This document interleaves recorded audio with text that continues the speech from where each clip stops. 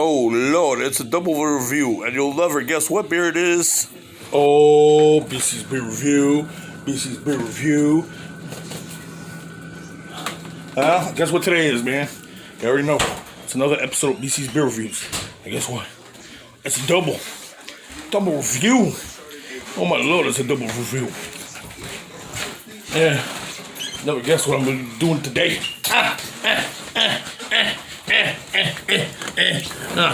That's the other reviewer.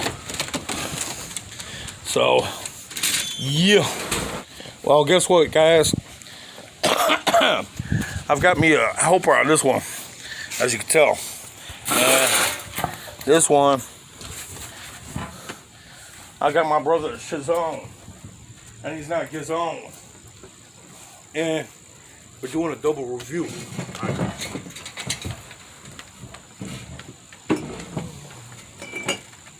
Coors. Now, Coors to the floor. Balls to the wall. Coors to the floor. Give me some more. 7 years ago.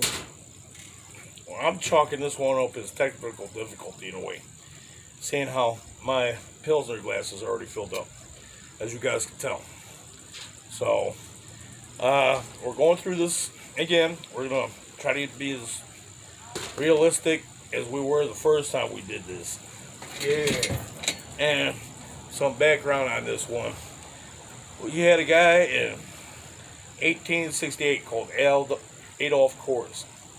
He came to America. He was, of all places, Germany, which ain't a bad place. I mean, I don't.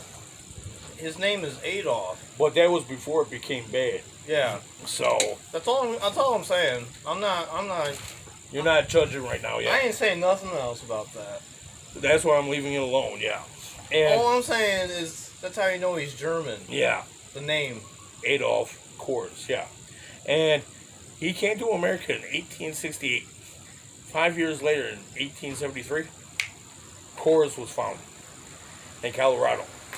And, you know, like I was trying to say, the miners in Colorado kept calling this beer banquet beer. Funniest thing is, they didn't have no banquet halls. They didn't have no banquet tents. All they had was mines. And Tunnels. mountains. Yeah, mine tunnels in mountains. You live in Colorado. There's your hall right there. Yeah. The mountain. Up on the mountaintop, drinking a beer, having a good time. Can barely breathe because of the elevation. Yeah. Good times. And they've been Yeah, known to use natural spring water in their beer, which is fine. Which is kind of why, if you check Michigan out, Michigan has so many Michigan-based beers. It's because of the Great Lakes. Know what I mean? Because it's A good water source. Yes, exactly. That's why Wisconsin got some good beers too. Some high quality H2O. Yep. High quality H2O. So, and you guys know I'm pretty much a sucker for Michigan-based beers. But then again, we got to branch out. And I got to thank it for Sean for joining me on the show today, because he picked out the beer today. So, Yeah, like I found it in a dumpster somewhere. free and cheap, cheap and free, or whichever's the best to say. Hey, Whatever works, bro. yeah. But then again, this is a pale lager, and it's not pasteurized. You know why it's not pasteurized? I just found this out today. Because it ruins the taste of the beer. That's why if you ever see a beer that's not pasteurized, you're trying to preserve the flavor of the beer. Yeah. Plus the alcohol content kind of keeps it safe, you know what I mean, from bacteria and whatnot. So yeah.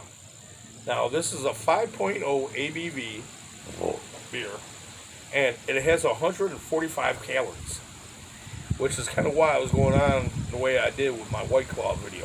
I was say, how is that compared to other beers with calories? I don't keep track of that. Now, if you look at my Blue Raz, the Steel Reserve Blue Raz, Spike Blue Raz video I did, that was 298 calories, okay? Now, what was that? That Ice House I did? That was, that was 149 calories, okay? Now, regular Budweiser, from what I understand, is 298 calories. from what I understand. You might have to do a little research on this, but yeah, it's more. And now, to give you an example, you probably haven't seen it or drank it, but you guys that watch my videos or you look back at my videos with the Dragon's Milk, them free beers I did, I guarantee you, them are going to be at least double what these calories are.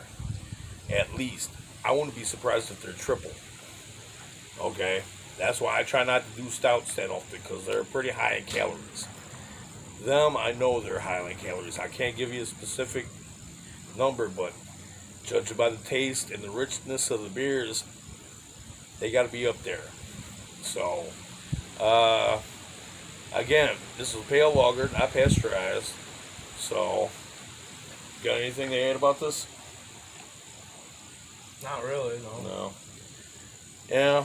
So, I mean, when I first poured it, it had like a medium to slightly high carbonation rate. But now, since time has passed, it's kind of slightly more than an ale carbonation to it.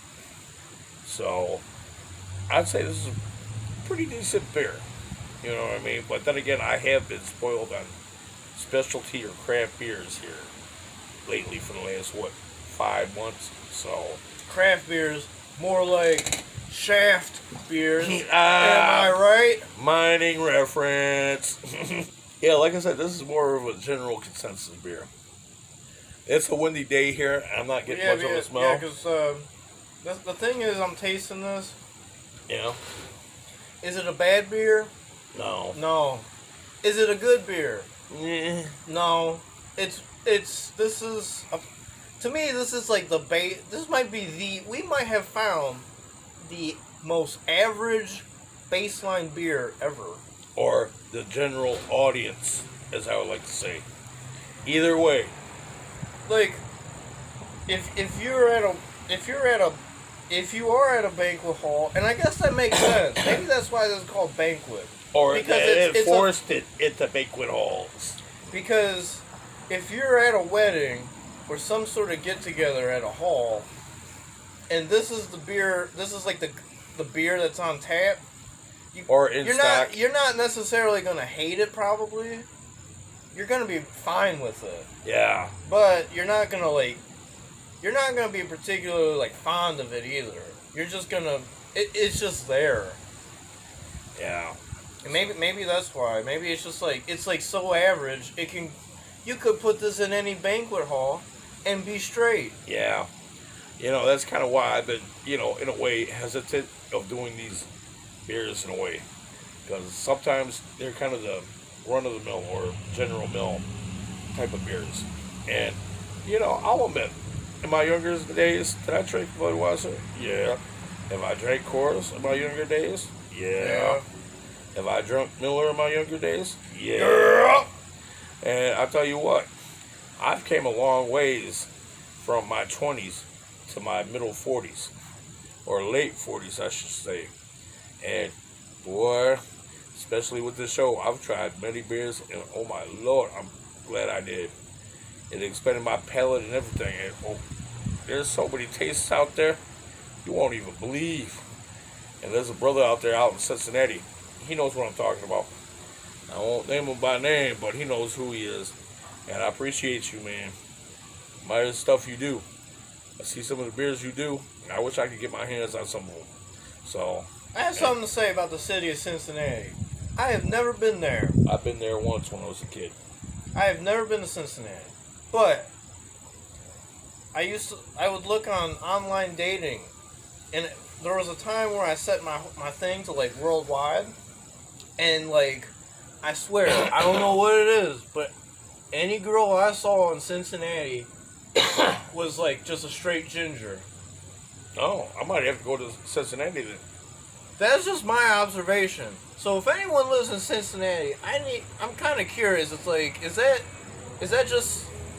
is there any truth to that? Is there just a exceptional number of gingers in Cincinnati, or is it, or was it just a coincidence for me? Or was that folklore? Folklore? Yeah. or is it just a myth? Yeah. Or was it a coincidence? I don't know. It just happened to be. All right, now let's get down to the grading. What do you got to grade this beer, bro? Yeah. This is a very easy grade. One that literally took 0.12 seconds to calculate in my mathematical hydrophonic Here we go. processing Here we brain. go. This is a 5 Okay. out of 10. Now, he's kind of in my neighborhood with that number.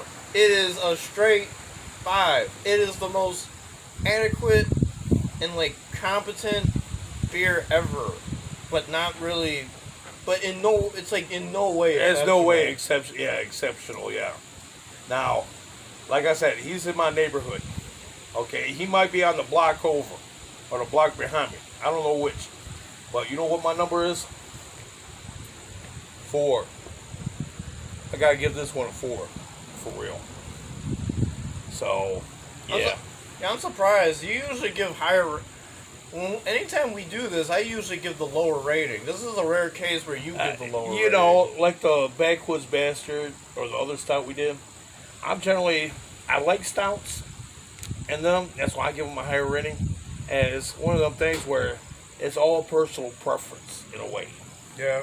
So your standard is going to be different than mine, Yeah. which is fine. I mean, yeah, I get it. It's just this is at least so far, in my experience, guest starring on this show. Third time. This is a rare occurrence. Third time. Third time. I already did that. WCW champ. Can you dig it, Brother? I'm about to spin a Rooney straight out of here, bro. But yeah, it's just one of them things. We just gotta, we got our own things, man. It's just one of them things. You guys know I love Milwaukee's Best Knives. You guys know I love stouts.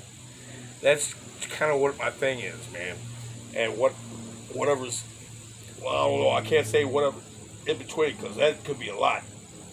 But, I know he's got his standards. I've got my standards. And, that's all we could go by, man, for real, in my taste buds. That's kind of like that time when we did that Stone Covey or whatever from the JJ series a while back.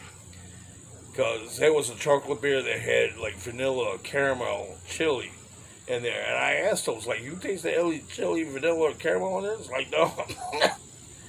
And, anyways, the chili, the vanilla, the caramel was kind of kicking the chocolates behind, saying, show them your flavor.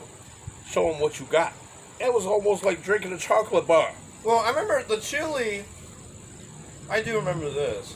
I think that it wasn't like, because it wasn't, what I said was it wasn't spicy. Yeah. I mean, I guess that'd be a silly thing to expect. Yeah, but then again, I think the chili did offer some sort of, I don't know, like, it did, like, offer probably some, like, added, like, oomph to the chocolate flavor. see, if that makes sense. Besides doing beer shows, I know how to cook, and I don't know if I'm understanding him right. I hope I am on this one. But, when you're cooking with things, you'll add something like an ingredient here, and then at some point you'll add a little something. Now that little something, they'll make the other ingredient that you previously put in come out and be more alive in a way. You know what I'm saying? Now, this is my interpretation. I don't know. That sounds about right.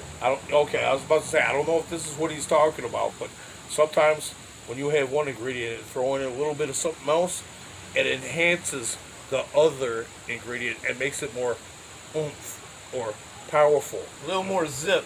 Yeah. So, I mean, sometimes you get these beer companies or these craft beer companies that know how to do that, and that's what happens. It's like, BAM! So, yeah. That's what's going on with that one. So, one would say it's chemistry, but it's just the way it works. Now, if you know how to work it, man, Hey, more power to you, man, for real. Or girl, depending on who you are. That's what she said, right? Yeah, every night. You know how to work it, and you work it. Oh, I do. I do. Now, anyways, you got any last words for the show? Yeah, we bought a 12-pack, but that's because we were splitting. Yeah. 12 for, or So, 6 for him, 6 for me, yeah. My recommendation to anyone watching this video, At least, at the very don't most. buy a 12-pack Yeah. first. Buy a 6-pack or less. Or because 240s. You could very well not like this. I don't And think they come in 40s, do they? I don't think so, no. So what? Like I would say, That's the first. I never realized Coors never came in the 40s. Come out with 40s, Coors. Come on, man. Well, they have 40s of like the standard size of like the standard cores, light. Oh. Not 40s, tall boys. Oh, yeah. You still ain't got tall boys. 40s? Come on, Coors. But they're not. So they're not gonna have it for this. This is like a special edition cores. Oh. But my recommendation is get the smallest sample portion you can. Like 3 tall boys, Try it. maybe, or a 6-pack. So that way, if you drink it and you don't like it, You ain't losing out. and you're not stuck with it. Or waiting for somebody else to come over and say, hey, can I have that? Like, hey, I want you to come over. You can drink my beer. You know, No, one no, of them no. buddies that loves Coors. Wait. Like, oh, you can drink my beer. Oh, no, that's okay. It's your beer. You pay. No, I insist. And they look at You drink my beer. I insist you drink my beer. And they look, oh, you got Coors? What's wrong with Coors? And they pick it right out. Drink up what you got left. My lucky day. I found a friend who likes the beer I hate. No one in the back of your mind, you call them over just for that reason. I insist you come over and drink my beer. And how am I paying you? I'm paying you with the beer. Tall boy, 40. You gotta work out that 40 Coors for real. I ain't playing. Budweiser got 40s. Why ain't you got 40s? We might have to drive to the Rockies. Midland's man. got 40s. You ain't got 40s. We might have to drive to the Rockies. And Start a peaceful protest. Start a peaceful protest for some 40s of Coors. Give me a 40 of Coors. It's a very mediocre beer. It is perfect for a 40. It is incredibly mediocre. All right. 5 out of 10. And if it was pasteurized, it would be a 0. Yeah, I was about to A say straight like a 2 0. or a 3, yeah. But it's a 5 because it's not. Alright. Well, it's time to wrap this up, man. Well, like I've always said, man, hey, drink responsibly, don't do anything stupid. Peace out, brother man. Peace out, sister girl. And I'll see you next time on the next PC's Beer Reviews. Don't drink drugs. Super profundo on the early eve of your day. And now it's time to watch Shrek again. Anyone? No, just the first. Just the first. I guess you could call me a Shrek purist, if you will. Okay. So you better Shrek yourself before you wreck yourself.